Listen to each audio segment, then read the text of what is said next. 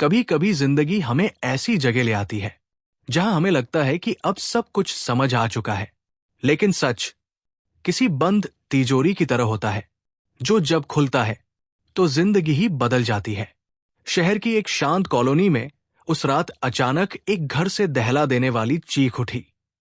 मीनाक्षी, समीर मेहरा की पत्नी, हकलाती आवाज में बार बार एक ही बात दोहरा रही थी। ये खून, ये खून यहां कैसे आया? पड़ोसी भागते हुए आए। दरवाजा बंद था। अंदर से अजीब सी बदबू आ रही थी। सभी को समझ में आ गया कि मामला मामूली नहीं है। पुलिस को बुलाया गया और कुछ ही मिनटों में इंस्पेक्टर राघव अपनी टीम के साथ घर में दाखिल हुआ। कमरा बाहर से शांत था, लेकिन अंदर की दीवारों पर खून के हल्के छींटे थे। कोने में एक बड़ी लोहे की तिजोरी रखी थी। उस पर भी खून के धब्बे थे। लोग फुसफुसा रहे थे, यही वो तिजोरी है जिसमें 100 करोड़ रुपए रखे हुए हैं। लेकिन राघव को इन अफवाहों में कोई दिलचस्पी नहीं थी। उसे सिर्फ सच चाहिए था। मीनाक्षी रोते हुए बोली, समीर 2 दिन से घर नहीं आया सर। वो कुछ छुपा रहा था, लेकिन मुझे समझ नहीं आया कि आखिर क्या। राघव ने शांत स्वर में कहा, तिजोरी खोलनी पड़ेगी। हो सकता है कोई बड़ा सुराग मिले। माहौल पूरी तरह से तनाव से भरा था। ताला खोलने वाला बुलाया गया। हर मिनट घुटन बढ़ रही थी। 20 मिनट तक सबकी नजरें सिर्फ उसी ताले पर टिकी रहीं। और फिर एक क्लिक की आवाज हुई। तिजोरी खुल गई। लोगों को लगा अब पैसा निकलेगा। नोटों की गड्डियां, सोना, कुछ तो होगा।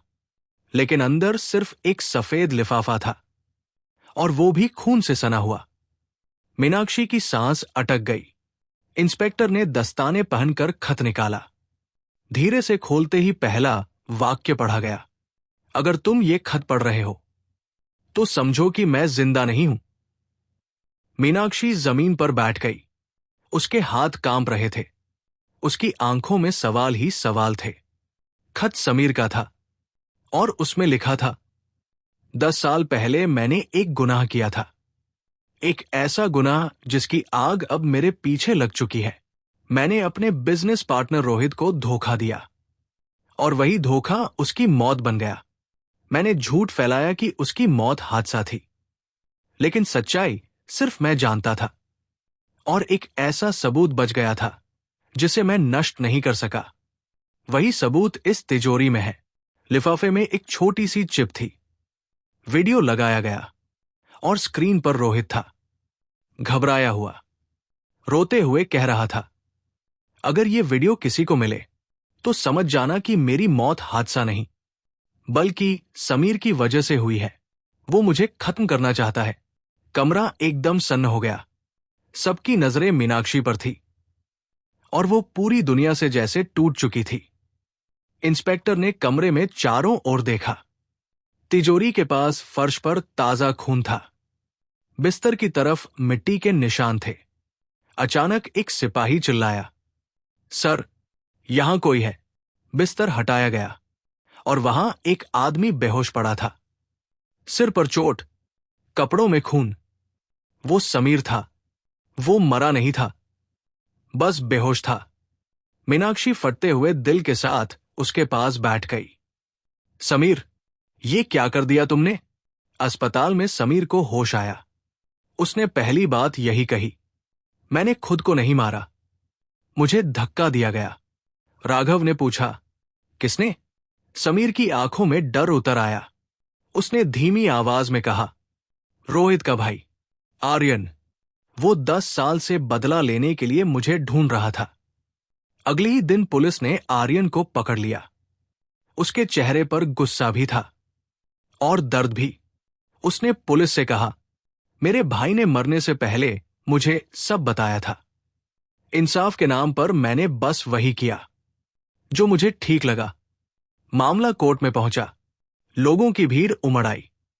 हर कोई चिल्ला रहा था, समीर को सजा दो, रोहित के परिवार को इंसाफ दो। समीर ने अदालत में अपने गुनाह कबूल कर लिए। उसे रोते हुए बस एक ही बात कहनी थी, जो किया उसकी सजा मुझे मिलनी चाहिए। लेकिन मीनाक्षी, मैंने तुम्हें कभी धोखा नहीं दिया। अदालत ने फैसला सुनाया। समीर जेल गया। आर्यन पर भी हमला करने का केस चला।